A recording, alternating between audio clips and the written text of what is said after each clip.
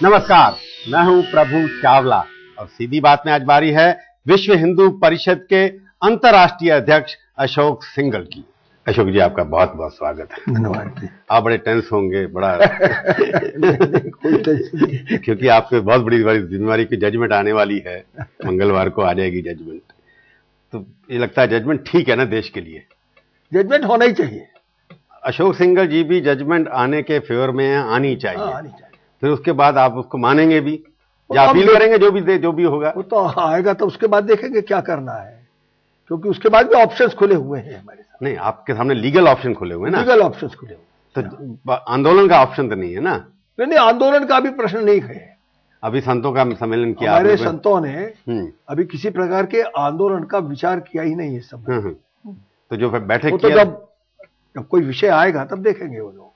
तो अभी आपका विचार क्या है आपका, कि आप कोर्ट जैसी अपील आएगी उस हिसाब से जो जजमेंट आएगी उसके खिलाफ आप कोर्ट का अभी संवैधानिक तरीके से चलेंगे? देखिए, अगर हमें ऐसा लगता है कि हिंदू समाज के पक्ष में आई है, हम आनंद मनाएंगे सारे देश में।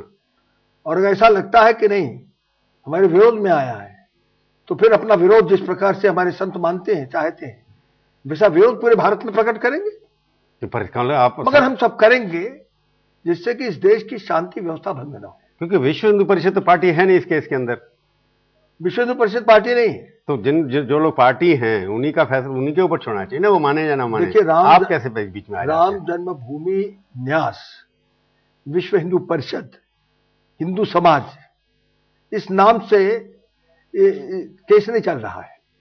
केस रामलला के द्वारा चलाया जा रहा है, उनके राम सखा वो केस चला रहे हैं। नहीं, अभी जो पार्टियां उसके अंदर फैसला इस बात पे होना है कि ये जमीन कुछ लोगों की है ओनरशिप या दूसरे लोगों की है।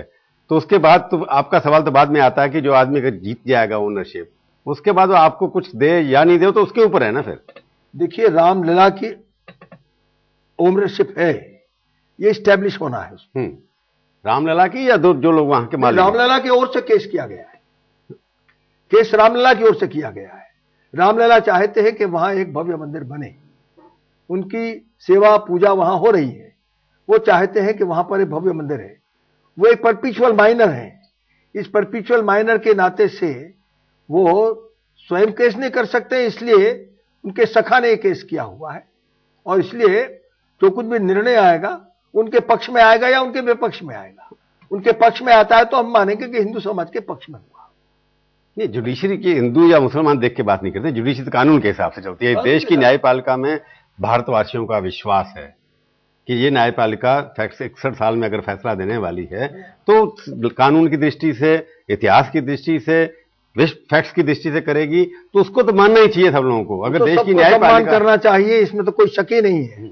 मगर अगर लोगों को लगता है कि उनका अनुकूल नहीं हुआ है तो सुप्रीम कोर्ट में अगले के रास्ते खुले हुए हैं। आगे के रास्ते सुप्रीम कोर्ट में जाने के खुले हुए ना। पर मेरे से कि जिस तरह की भी जजमेंट आए विश्व हिंदू परिषद की तरफ से, ये नहीं चाहिए कि एक शांति की अपील कि आप इसको मनाइए अपने हिसाब से या नहीं मनाइए, आप कोर्ट में जाइए अपने हिसाब से उसको आगे बढ़िए, कि देश को आगे बढ़ना है ना। इस मंदिर से शांति तो देश में रहनी चाहिए ना। शांति रहनी चाहिए, इसको हमने हमेशा कहा है कि देश में शांति बनी रहनी चाहिए। हम लोगों ने कार्यक्रम भी इस प्रकार का लिया है, हनुमत शक्ति जागरण का कार्यक्रम लिया है, ये भी मंदिरों में लिया है।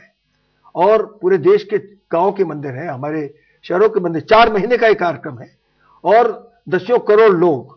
देखिए, हम लोग का मानना है कि अंतिम समाधान ये अदालत नहीं होगा। अंतिम समाधान इसका आखिर तो भी सरकार होगी, क्योंकि विवादित भूमि कितनी है आज हमारे समाज के लोगों को मालूम नहीं है कि ये जो विवादित भूमि जिसको कहा जा रहा है वो कहां है। तो वो केवल 130 फुट बाय 90 फुट है। इतने में तो जिसमें ढांचा बना हुआ था। इसमें तो मंदिर नहीं बन सकता है। तो मंदिर बनेगा 70 एकड़ भूमि में, 67 एकड़ भूमि जो सरकार ने ली। तो अंतिम फैसला सरकार को करना है कि ये मंदिर, ये 70 एकड़ भूमि में अगर बनना है तो हमें सरकार से इस फैसला चाहिए। और इसीलिए हम लोग का कहना है कि अंतिम इसका समाधान ये संसद के कानून बनाने से होगा।